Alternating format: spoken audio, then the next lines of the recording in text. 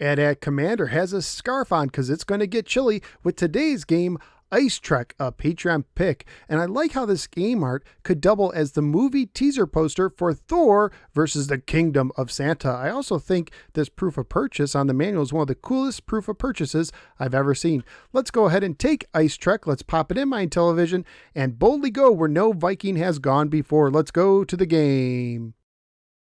Ice Trek was published by Imagic and carries a copyright year of 1983. It was programmed by Patrick Schmitz. The manual opens with the following.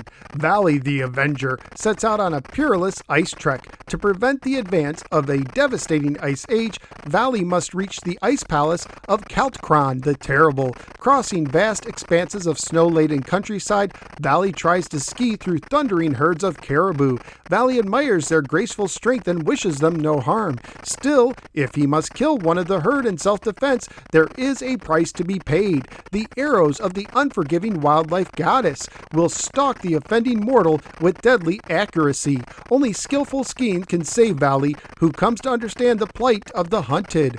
Other trials await the adventurer. Confronted with an impossibly wide river, Valley can cross only by building a bridge of massive ice floes. As they drift by, he flings fireballs to melt icebergs that threaten to collide with the frail bridge. The young Avenger must hurry, though. Bitter cold can turn him blue before the task is finished. A single careless step can pitch the youth into the freezing waters. Across the river, Valley finally stands before the intimidating ice palace of Kaltkron the Terrible. Deadly crystals flung from its parapets fill the air with danger. The Avenger dodges them and throws blazing fireballs at the frozen turrets. Valley must melt the ice palace if the brilliant lights of night are ever to flash and gleam again. Ice Trek is an action game for one player only. The overlay can be helpful in learning the game, but you'll most likely need the manual as well. The first 6 buttons are used to select the difficulty, with 6 being the hardest. The disc is used to move Valley and to aim during the middle section of the game. The side buttons perform various actions depending on the stage. During the first stage, you must try to avoid trees and a caribou herd. If a caribou pushes you off screen, you lose a life. If you hold down a side button, you will hold your axe. This will kill any caribou it touches, but this will also lower your score, and if you kill 2 caribou, the wildlife goddess will show up in anger, firing 2 arrows. If you are shot, you lose a life. If you avoid both arrows, you are still penalized, as the difficulty will increase for the next stage of the game if you reach it. Survive the herd long enough, and the wildlife goddess will compliment you and send you on to the next stage. During the second stage, you must build a bridge of ice with floating icebergs to reach the other side. First, you must hook an iceberg by aiming with the disc and holding down a lower side button. This throws your hook. When your hook is near an iceberg, you can release the side button to try to hook it. Sometimes it will destroy a small piece of iceberg, but if you hook a large enough piece, you can press down to pull it in.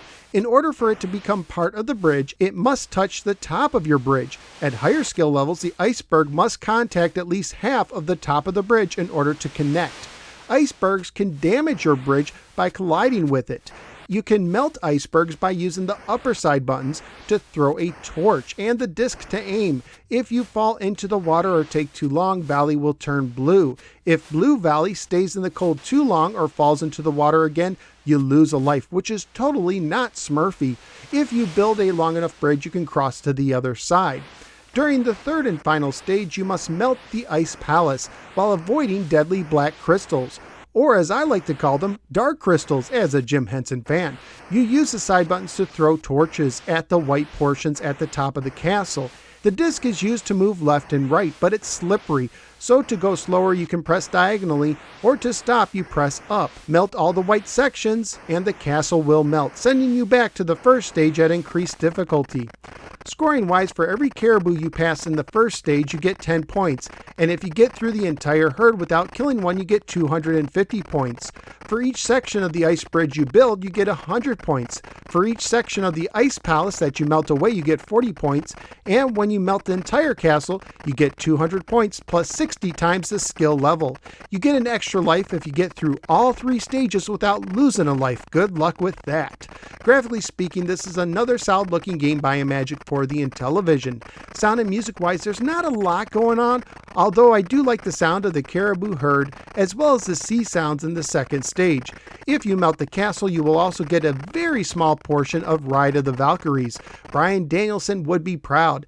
Family friendly wise, the game does allow you to kill wildlife with an axe and contains a pagan goddess, but I still think it would most likely get an E for everyone rating if released today. Currently at PriceCharting.com, the game has a value of $12 loose, $27 complete, and $55 new. So what do I think of Ice Trek? This is a very original game that really requires you to learn how to play it in order to enjoy it. I'm sure there are many gamers who made this game harder by killing the Caribou, not knowing that the goal is to just avoid them. Hooking and melting icebergs as well as building the ice bridge in the second stage is very challenging, so much so that this is easily one of the toughest second stages I've ever encountered. Personally, having a crosshair to aim with may have helped ease the challenge. The third stage is more straightforward, but moving on the slippery ice adds to the difficulty and makes aiming harder.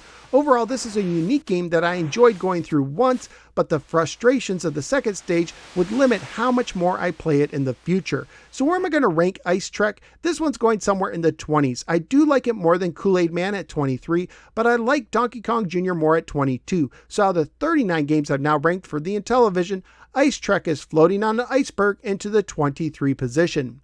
Ice Trek may not make my top 10, but it's a unique experience worth playing through at least once on your Intellivision. But that's just my opinion. What do you think? Let me know in the comments below. Also, please like, share, and subscribe. Follow me both on the Facebook and the Twitter. Check out some of my many other videos and sign up at patreon.com/KnowsWhereGamer, just like Vincent V, David F, and Unconventional did, who nominated today's game. By signing up at Patreon, you not only support the show, but you can also be part of the game nomination process. Thank you for giving me a little part of your day, and I look forward to seeing you next time on the next episode of the KnowsWhereGamer. Take care and only axe Caribou as a last resort.